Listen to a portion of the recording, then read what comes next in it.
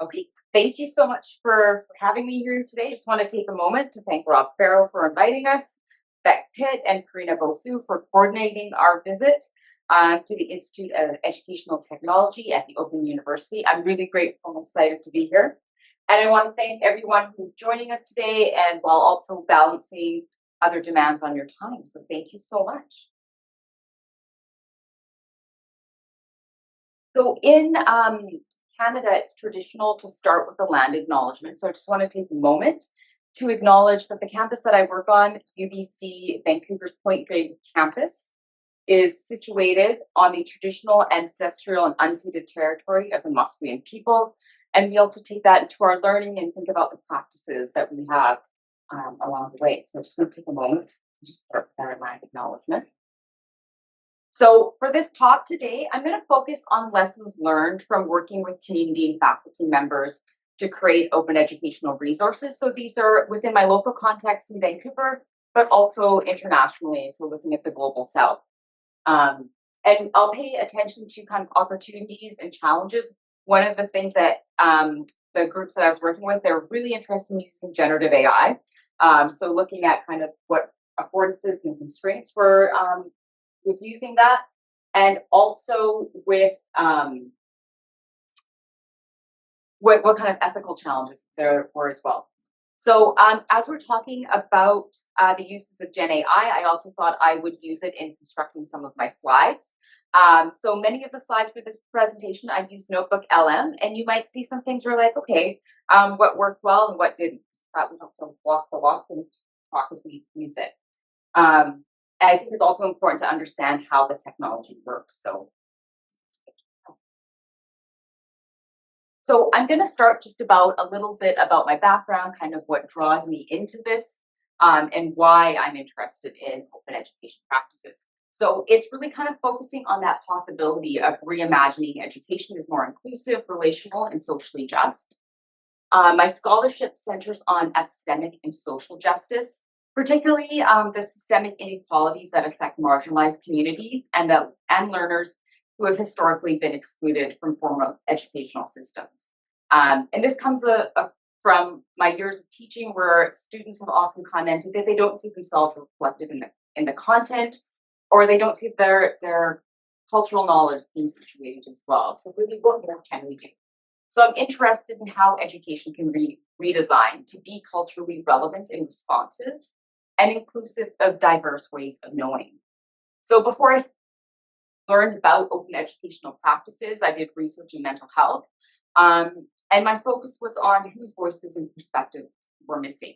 So for me, I like to position the work that I'm doing in open education by asking what knowledge has been excluded or silenced, what voices are missing, and how can education restore dignity, agency, and stewardship to the communities that's meant as well?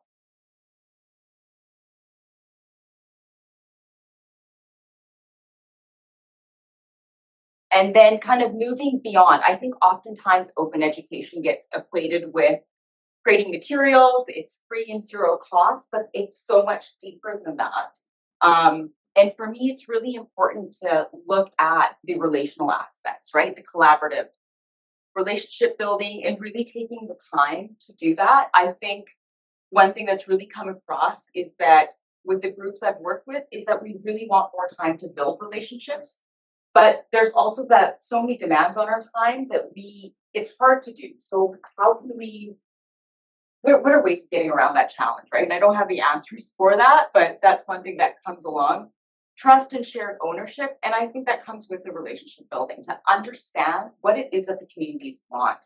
Oftentimes when you're working on grants, it's like they want this beautifully preformed statement on what you're going to do, but I really feel it's hard to do it unless I've already met with the community members that we're working with, and we talk through what are we wanting to do, and looking at ethical practices with communities as co-designers. What information do they want to share? What do they not want to share? What might that look like? And I think also when working with communities to really come back to questions about bias, authorship, voice, and accountability is really important. And the other thing when working with communities, I just want to take a moment to talk about is sustainability. So it's we have these really meaningful exchanges, but what can help sustain it long term as well? And what might that look like? And so this leads to the question that I want to bring into this conversation is how do we build open resources in ways that are not only useful, but also relational, responsible, and socially just?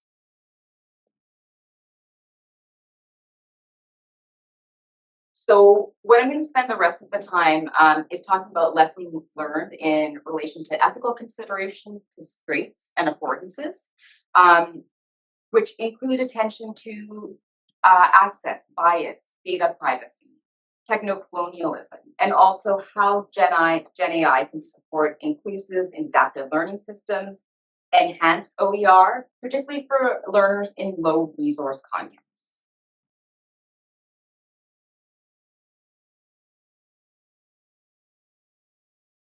So here is kind of talking about this dual-edged catalyst in open education when you're using generative AI. So it gives a lot of profound opportunities to enhance OER, but it also raises a lot of critical ethical questions about bias, authorship, and power dynamics.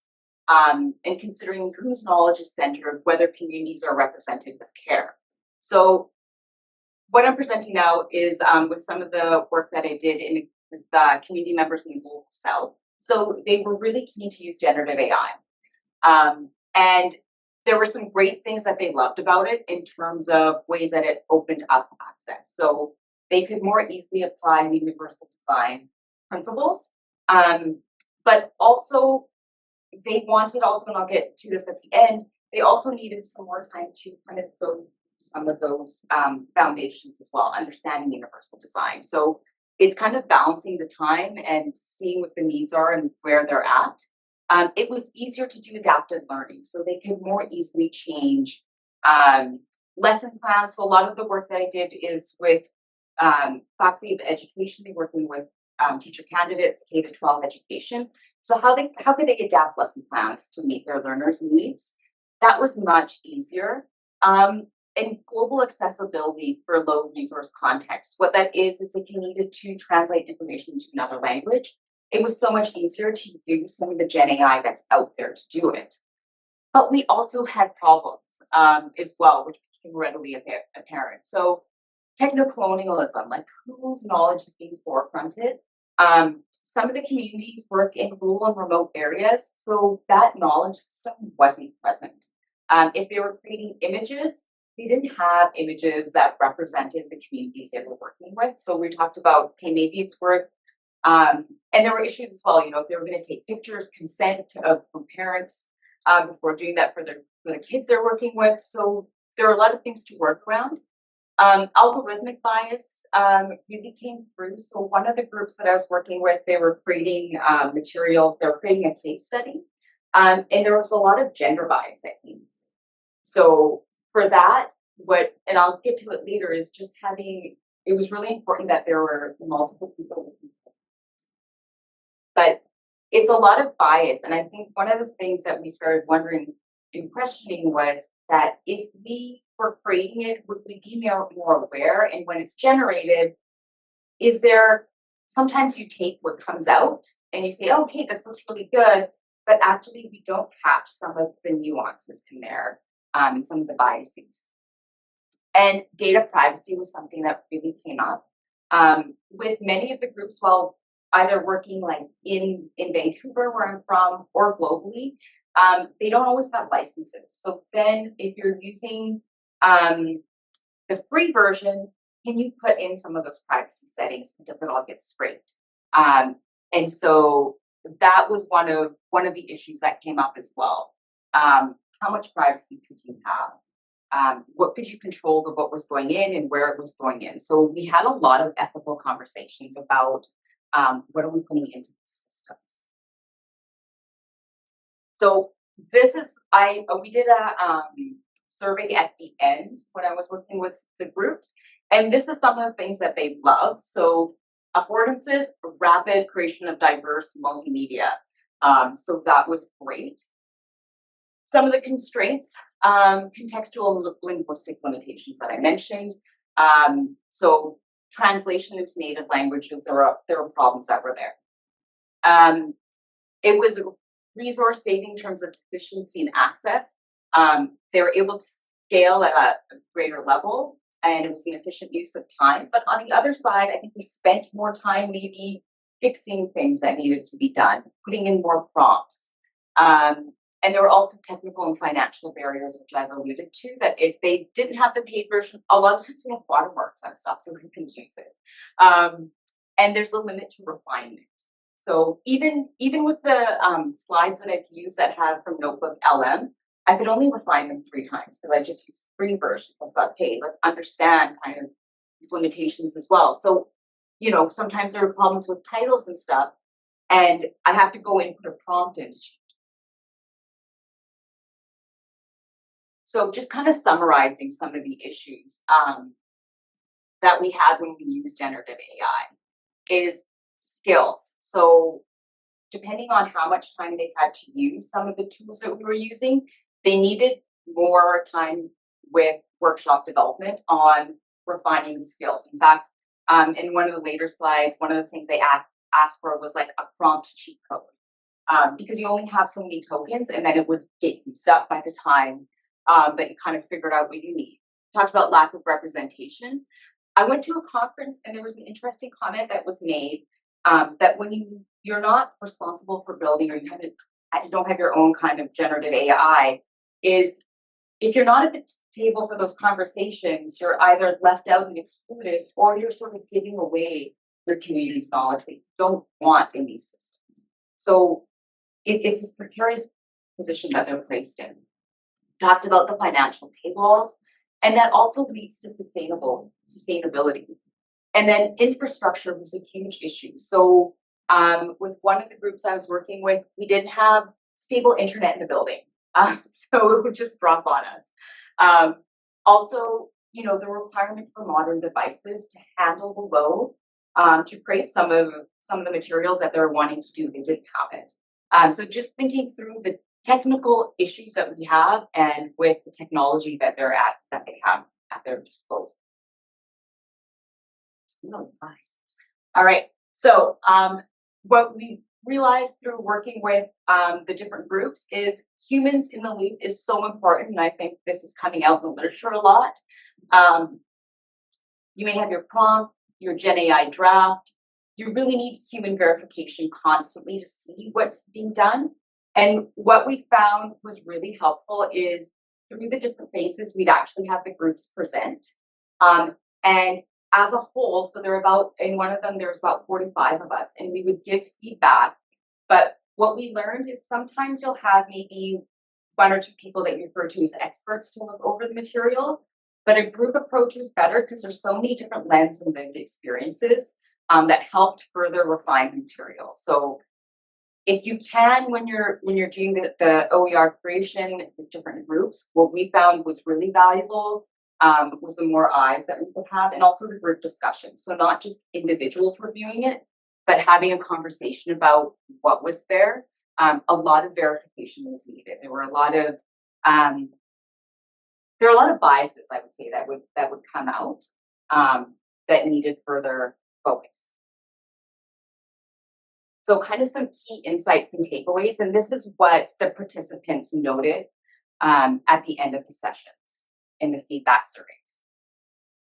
So one was transformation, shifting to digital purposefulness. So they talked about really how it helped them view the way that they delivered their lessons to students, that it was more engaging and kind of moving away from this passive delivery model to more learner-centered, and really flipping the model of how they presented, more case studies, stories, just being more interactive.